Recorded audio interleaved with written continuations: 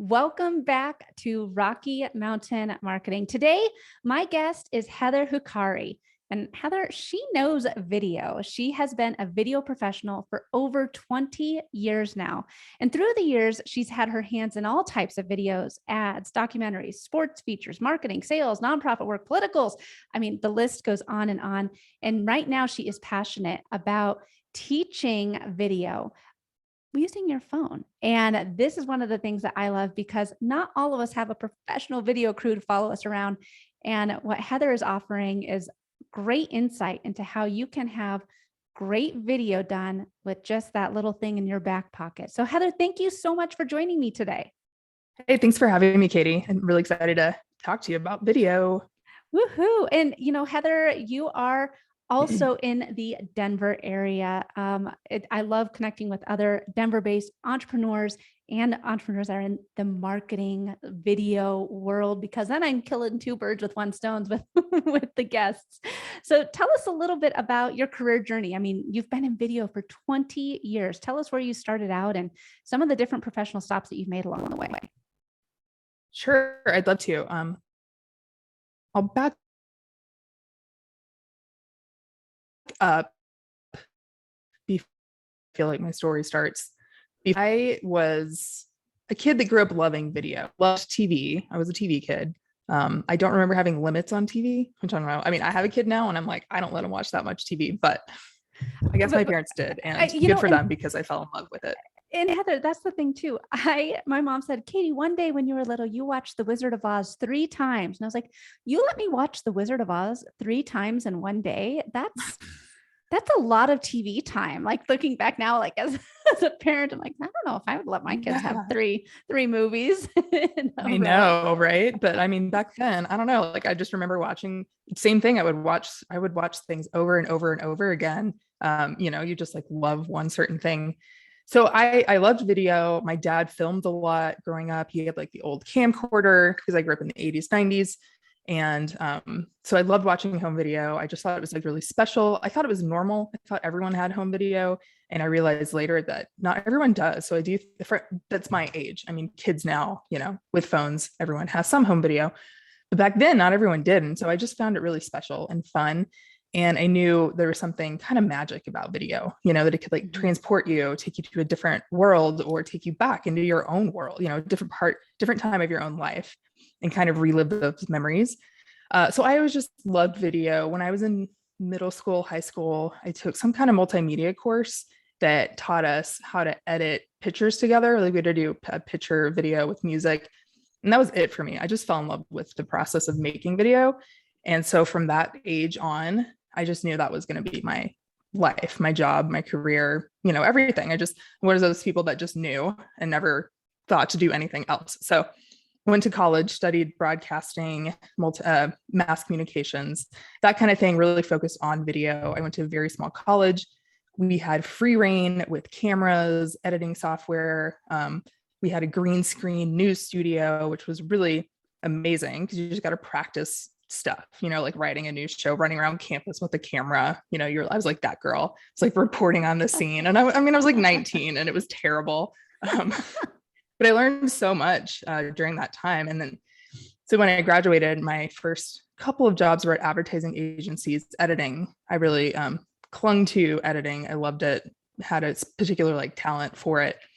So I did a lot of advertising work, a lot of commercials. So I got really good at that 30-second format. I sort of like lived in that space for a long time. Something else about short form video is really becoming popular right now.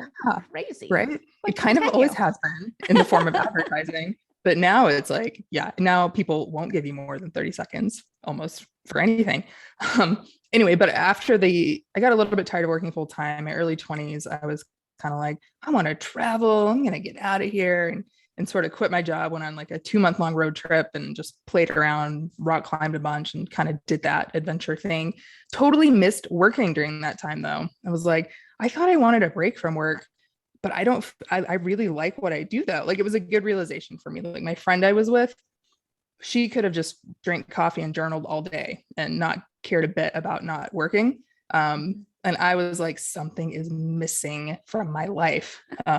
And we weren't shooting video on this trip because it was before phones were, this smart, and I didn't like bring a camera with me. So I wasn't making any video for these few months, and realized how much I missed it. And that I truly did like love making video.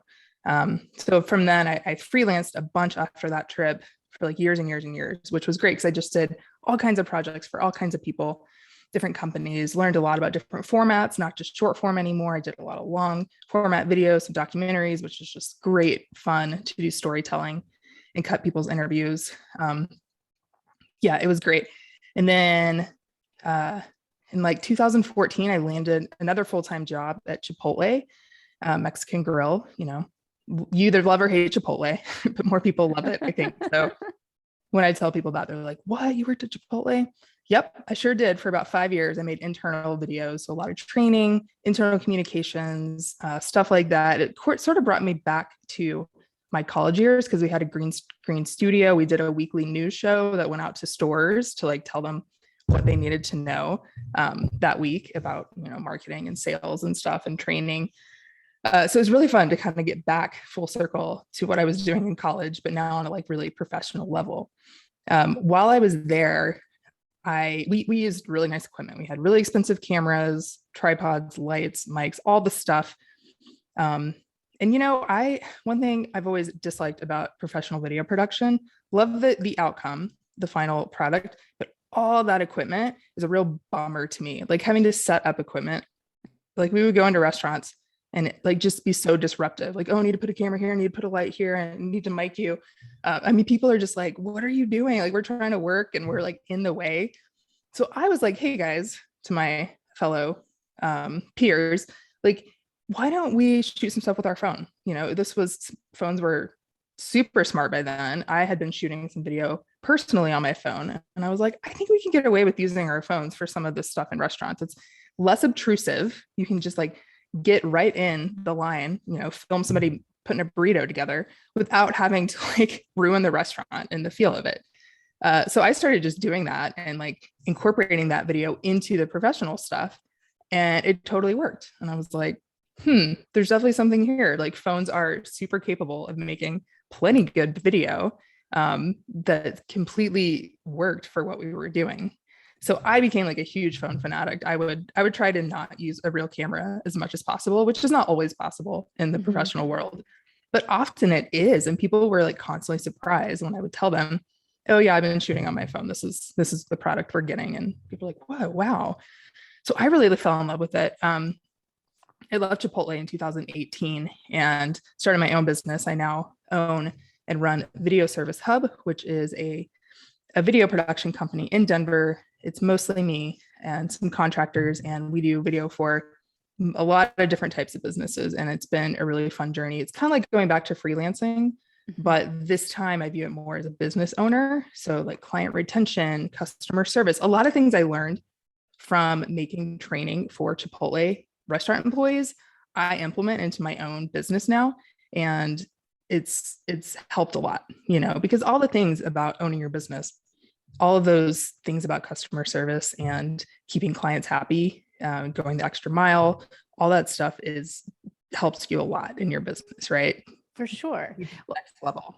Well, and Heather, you said too, I thought it was funny when you said, well, when I was a kid, I used to play with the video recorder, and that is exactly how I used to be with a microphone. I'm an only child. And when I was a kid, I would go up into my room. My parents got me a microphone and I would record radio shows. So it's interesting how both of us have taken a childhood passion and turned it into our careers. Me with my podcast and the social audio that I do, and you with your video business. And I think that as much as I love audio and social audio, people do want video. And what we've seen over the past year of the pandemic, 2020 and 2021, we saw the rise of video, the rise of short form video. And the biggest thing that it is, people want it and people are consuming it. And you don't need to be a professional videographer in order to jump on the bandwagon. I think a lot of businesses, especially like on Instagram or on Facebook, they have the fancy webcam and the nice backdrop. And while it is great, it is a great additional tool to have in your marketing arsenal, the professionally done videos. There is something to be said about just taking out your phone and going live or doing short form video. And that's one of the things that you have really embraced over this past year. I mean, we have a background in it with the commercials, but I mean, this is one of the things that you've really embraced over this past year, with teaching people how their phone as a camcorder can be incredibly valuable. So you have your online course, Phone Video 101, how to shoot and edit video on your phone. I know that do people kind of give you that, I don't know, the pushback and say, it just doesn't look as good as it does if I use a camcorder? What would you say to somebody if they're like, is my phone video really going to, do as good of a job as a professional video camera? Yeah, for sure. Well, just to clarify, nobody uses camcorders anymore. Well, I mean, It's like a DSLR mirrorless camera. It's kind of the thing. Just so you know, I know you're we talked about camcorders. A lot of people also will say, instead of filming on your phone, they say, I'm going to videotape. It's not called videotape anymore. There's no tape in your people. Anyway.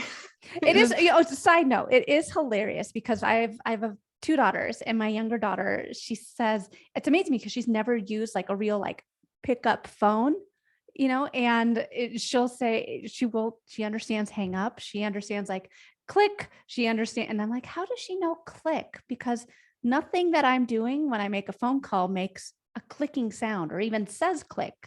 So anyways, yeah. It must be some old TV show. She's on Windows. Anyway, yeah. So there is a slight difference between something shot on your phone and a professionally shot video, shot on a DSLR camera. Mm-hmm. But I would say, for the most part, what most people are needing video for, what you can get on your phone is more than adequate.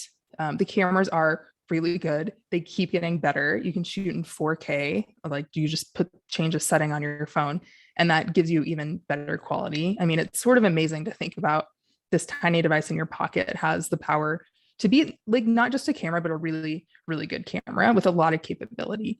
So they shoot great video. A lot of people can't tell the difference if you are shooting stuff just to throw on social media, like your daily videos, reels, stories on Instagram. If you're on TikTok, maybe you do Facebook, videos, lives, LinkedIn, whatever the case, anything people are just watching on the internet or on their phone, your phone is going to be completely great for shooting that type of video. If you're making something that might wind up on TV, like let's say you're making an ad and it's possible you're going to do a big media buy and put it on air, then you might want to think about getting a professional camera in there to shoot that. But for the most part, most small business owners, people, your target audience, people that listen to this podcast, the main thing you're going to make video for is your marketing, right? Mm-hmm. Things are going to end up on social media, or maybe you use video for client training or retention, like you send videos through email, something is on YouTube. Your phone is completely adequate for that kind of stuff. And the things that I teach in my course, like lighting, sound, stability, these are all things using your phone that when you add those type of things, it makes it look even better and more professional. So it's not necessarily always just you holding your phone in any environment, and expecting that to look good, but it's like, hey, how can we light your face? Yeah. What kind of mic can you get, or what kind of environment can you get to so that you sound really good? What type of stability device can you have, even if it's a binder clip that will hold your phone stable, so that people don't feel like they're watching the Blair Witch Project. There's things you can do that make it look like you're not using a phone, and people won't be they're just not going to know or really think about it unless it looks really bad. But if it looks good and it's shot on your phone, they're just going to be like, hey, that was a great video. And that's that. Well, so like you said, the majority of the people that listen to this podcast are entrepreneurs, solopreneurs, small business owners, realtors. So what type of video should small businesses be utilizing in your opinion, for their marketing efforts? I think for sure every business or person needs a core video. I like to call it core. And that's sort of just like an about me and my product video. Can be 30 seconds, maybe a minute even, but this is you saying, hey, my name's Heather. I own Phone Video 101. I teach people how to shoot and edit video on their phone, and here's etc. Here's my offer. Here's a little bit about me. Thanks for stopping by, kind of a thing. Just give people your elevator pitch. This could be a video that lives on your website. So people, you're generating traffic to your website through Google. They land on your homepage. Having a video on your homepage can increase conversion by up to 80% just by having a video. That's not even saying if it's a good video or not, but just having a video. I like to think having a good video would make it even higher. But people want to see you. They want to, if they're checking out a business, and it's like particularly a service-based business, they'd like to see the person they might be working with, right? So that's a really good way to just give them a hint of who you are without them having to like book a call on your calendar and do a 30-minute Zoom with you to get to know you. Like some people just want a little taste and to know what you're offering and kind of who you are, what you're about. So that's I think everyone should have a core video, and you should spend a little bit of time making this a good video, make it look good, sound good, nail your content. This is not like just a quick story video. It's a little bit more well thought out, well produced. Could include B-roll, you showing some of your products, that kind of thing.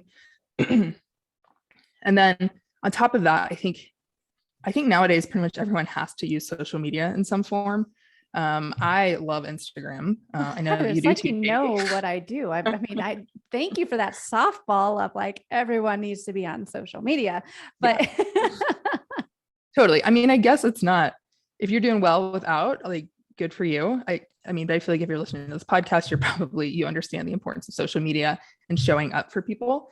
So I think people should be using stories, should be using reels, and also just doing lives, getting your face in front of other people, right? Mm-hmm. That helps you. It almost like clones you and expands your reach. You record something, you post it. You don't know when people are going to see that. They could see it a month from now, and you made it a month ago. So it's replicating your efforts over and over again by showing up on video. So I think core video, social media video, and then anything you want to do extra. Some people don't have a lot of time or energy. Some people want to just go hardcore with video. If that's you, maybe starting a YouTube channel where you're talking about your service, your product, tips, showing people what you can show them. That's a great way to get in front of people too and give them a lot of value through video. And Heather, I think that this is one of the biggest hurdles that I have.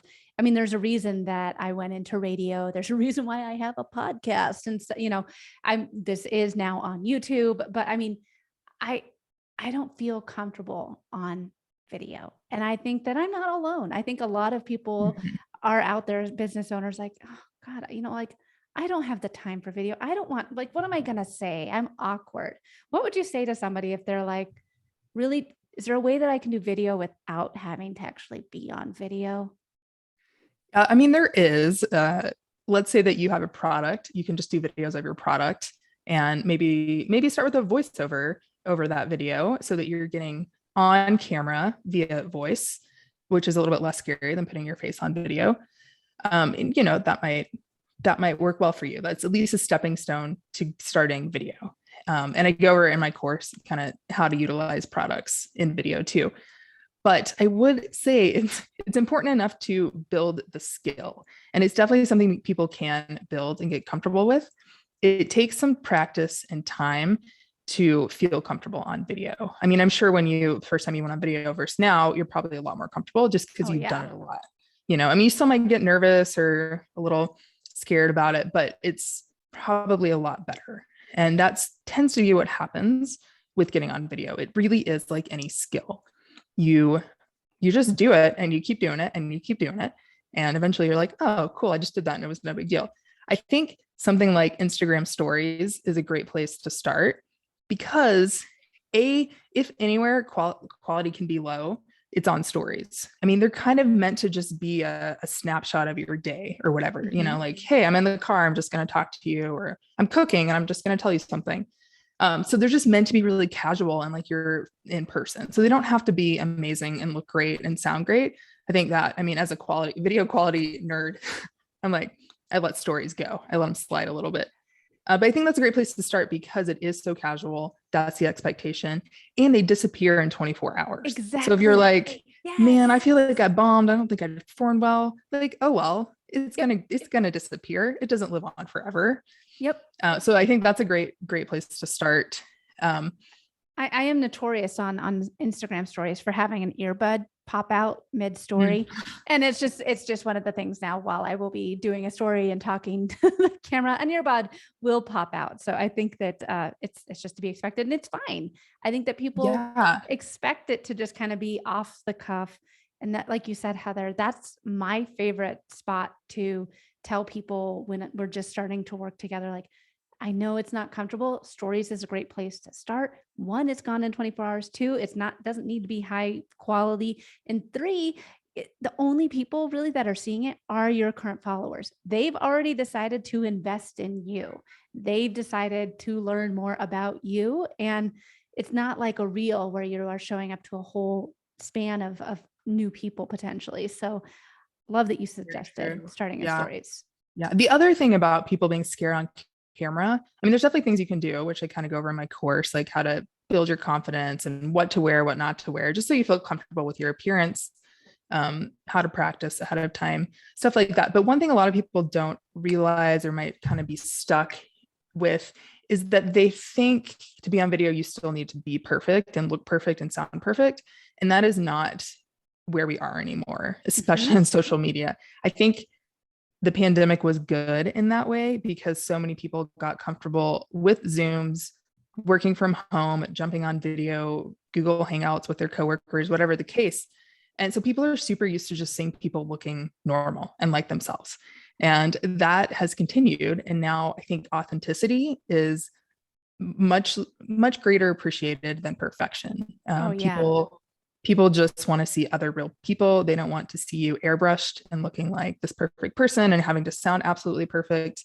They just want to see you. They want you to be authentic. So I think if you can somehow, even if you're scared, just think, I'm a person, I'm me, I'm the subject matter expert at whatever I'm about to talk about, kind of build your confidence as much as possible. And then just think, this is what people want. They want to see me. They want to hear me. They don't want to see some airbrush perfect version of me. That might help people get past that mindset of having to be perfect before they can make a video, having to lose a certain amount of weight before they can be on video. That's not the case. Like, jump on video, just do it. And people are going to really appreciate that.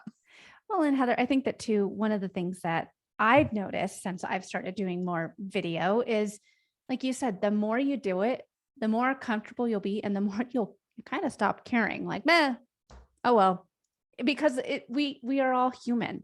None of us are perfect. And I have noticed a huge trend we're just going to stay on Instagram here, but on Instagram of less filters being used. The majority of the filters are like transition filters, or how is this filter kind of, create, like I have a reel where my face falls apart. And I mean, like, it's those type of filters now. It's not the, adding the eyelashes and airbrushing and all that stuff. I feel is really going away. People, like you said, want to see other people, flaws and all. And you know what? If they don't like your flaws, then they're not your people, and they most likely will unfollow you. There's, which is fine. That, I mean, you only want to be talking to your ideal client, customers, your community anyways. Yeah, that absolutely. I hate filters. I just hate them. I've used a couple and then I'm like, why did I do that? I look so weird.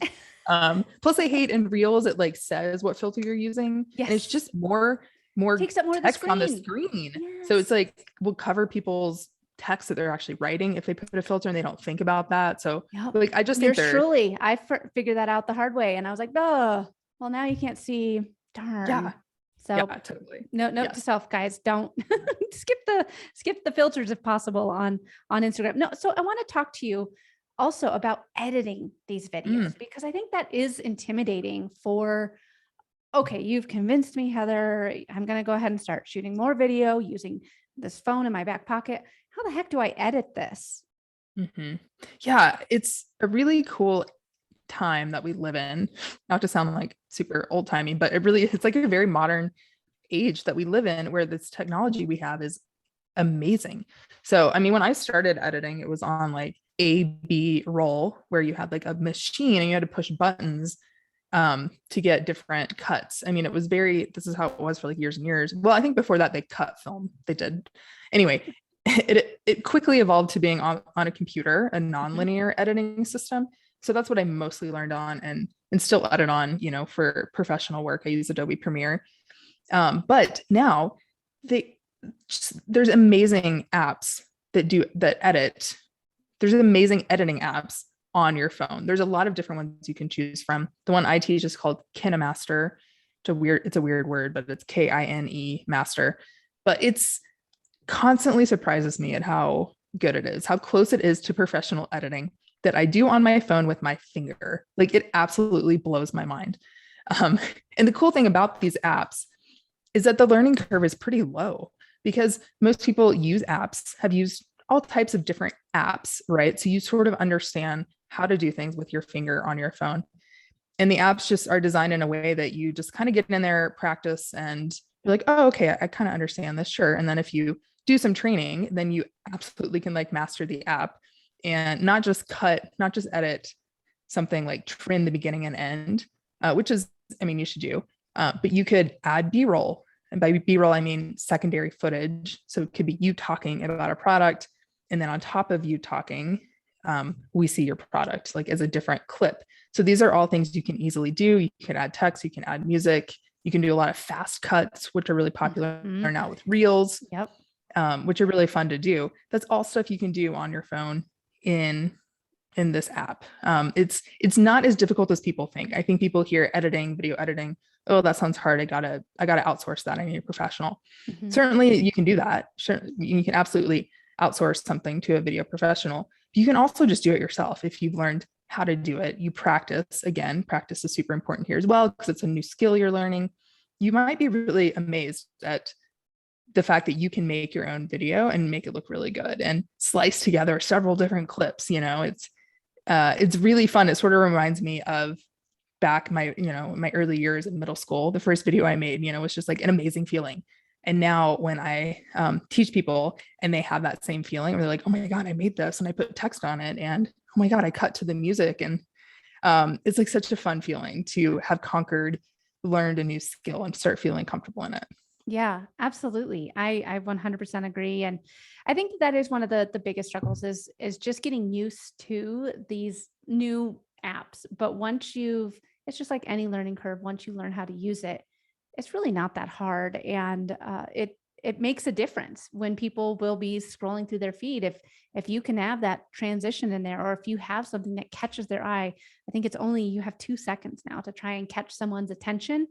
And which is ridiculous to me, but I mean, that's all you have. And what can you do to stand out from the crowd? And video is absolutely one of the ways. And I think that if you are not incorporating video into your 2022 marketing strategies, you will be left behind. You will be other people in your industry, other people that are doing what you do are going to skip ahead because video is favored on just about all the social media apps nowadays.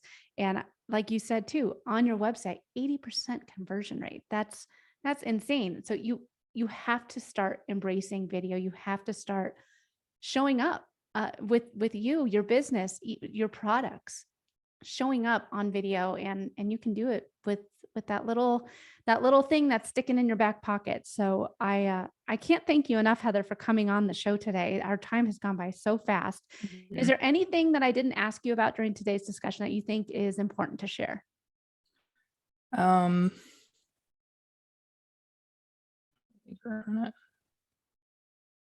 Well, yeah, I do think we didn't really talk about Reels, but us both being Instagram people, I think, and Reels being video, I think it's important to mention.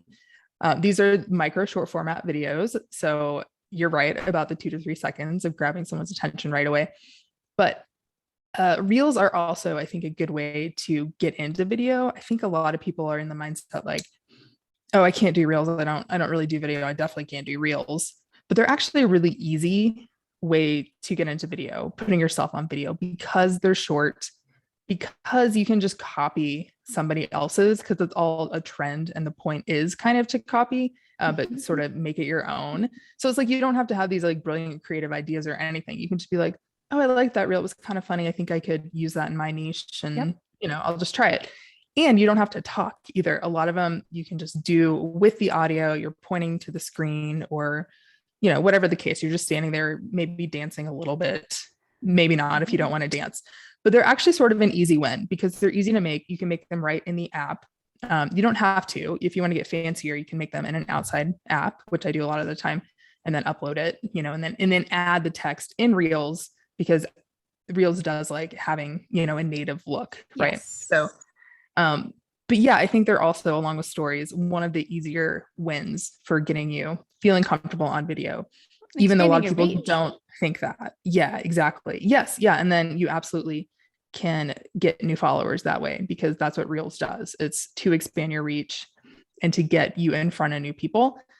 So I think they're super useful. They're fun. You can kind of, if you are sort of a silly person, or maybe you're not, but you used to be, because I feel like this has happened to me. I used to love making video for fun, and I would just be a total goofball on camera, and I thought it was super, super fun.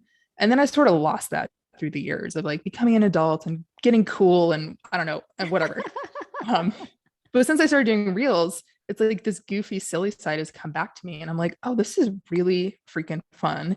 And I'm super Yes. glad I'm doing it. It's not like me being serious and talking about something. It's me being completely ridiculous, like on a weekly basis. And I think they're super, super fun. So I would encourage anyone to just try out a reel. Yep. If you hate it, you can delete it, but hopefully you won't, and you'll leave it up and you'll keep doing more. And that'll be a great introduction into doing a little bit more long format Yep. videos. Well, and I think too, Heather, like you said, it's a great way to just showcase a little bit of your personality and have fun on video. Like I found, I love doing a lot of the office quotes of like Michael Scott and Anchorman stuff. And so, I mean, like, because those are shows, that's part of my personality. Those are jokes that I make with my husband. We will, do quote an entire, Anchorman scene together. And it's a way for me to kind of bring in a little bit of my personality, still, bring people back to what I do, how I can help them. I think that reels, they're not going anywhere. And as Instagram said last year, it's not just a photo sharing app anymore. So embracing video, embracing reels, showing your face, it's the way that we're moving in this online world. So Heather, thank you again so much. This has been such a great conversation. Where can we find out more about you and your business online? Sure. Well, definitely follow me on Instagram at Phone Video 101. I do post a lot of reels. A lot of them are tips about phone video. And then some of them are just goofy ridiculousness, which is all just super fun. So Phone Video 101. You can also, if you're interested in the course I have, which is basically a course that teaches you A to Z, kind of everything you need to know to shoot and edit video on your phone. Check that out at phonevideo101.com. And that's sort of the top of the funnel. From there, you'll learn more about it, watch some videos, and see if it's something that you'd be interested in. But again, it covers everything, including recently I added a whole module just about Instagram video, the 4 different ways to use it. There's stories, reels, IG video, and lives. And it goes over where and why you'd use each one and then how to make each one. So I think that's a super valuable add that I'm really excited about. And if anyone is interested in the course, you can DM me on Instagram if you want more information or to have a conversation about it. I'd love to talk to you about specifics of what you're looking for and how I can help you out. If you want to go ahead and purchase the course, the price is sort of ever changing because I'm working with a marketing team, and it's sort of like, oh, we're going to go up next month. And anyway, but your listeners could always get 25% off whatever the price is by using Next Step Social as the code. Awesome. So yeah, if you guys are interested in learning how to utilize your phone to get those high quality videos using just your phone, no camera crew, no DSLR, not a camcorder. If you No want to use a camcorders. camcorder, you can, I guess, but then you'd be taking a couple decades step in reverse. But thank you again, Heather, and be sure to use that code NextStepSocial so you get 25% off of her course. Heather, again, thank you so much for coming on the show today. Thanks for having me, Katie. It was great.